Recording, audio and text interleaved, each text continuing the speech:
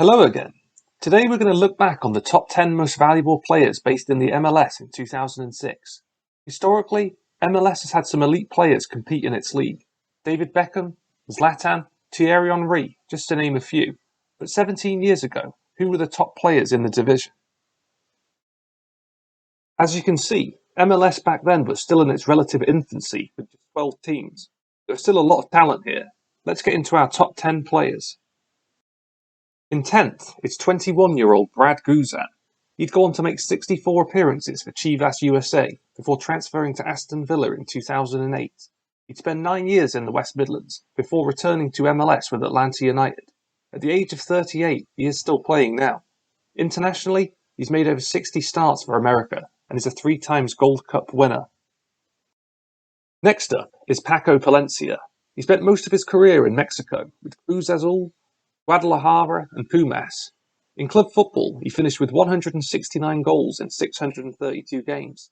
He was also a 3 times winner of the Gold Cup with the Mexico national side. Probably more familiar to most now as a broadcaster, Taylor Twellman played 8 years in the MLS. Between 2002 and 2009, he scored more goals than anyone else in the league. By the time he was retired, he was a 5 times All-Star and the 2005 League MVP. Juan Pablo Garcia. He started his career with Atlas FC before transferring to Chivas USA. In the 1 season he spent in MLS, he finished with 9 goals in 38 games. In 2007, he returned to Mexico, where he'd spend the remainder of his career. Santino Caranta. He spent 10 years of his career in the MLS. His best form was with DC United, where he won an MLS Cup. He eventually retired in 2011. A very familiar face to English football fans, particularly Fulham fans like myself.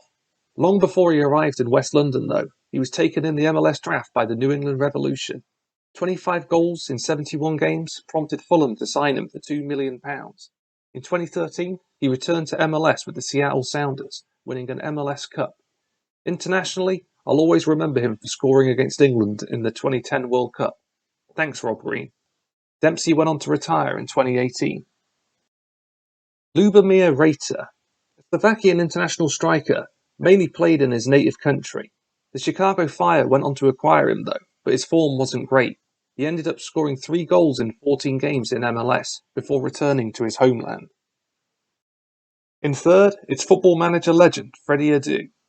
On Football Manager 2005, I think I brought this guy to every corner of the globe. What an unbelievable player. Sadly though, in reality, he never really achieved his full potential.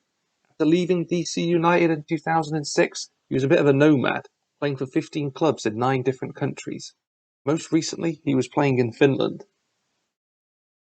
In second, we have Eddie Gavan of the New York Metro Stars.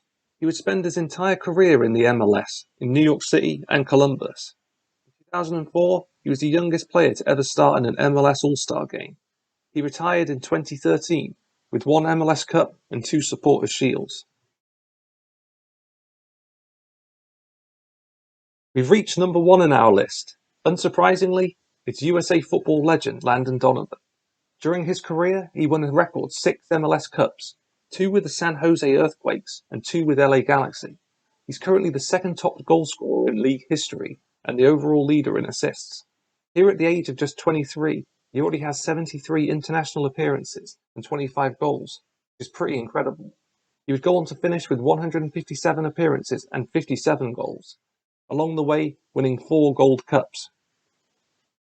So, there we have our list. The growth of MLS since 2006 has been very impressive. In just 17 years, the league has added 17 teams. With the continuing changing of demography in the USA, it's very feasible, in my opinion, that soccer could become the most popular sport in the nation. Recently, the league had its first World Cup champion, Thiago Almada. As the sport continues to grow, let's hope some more players can be added to this exclusive list. Thank you for taking the time to watch this video.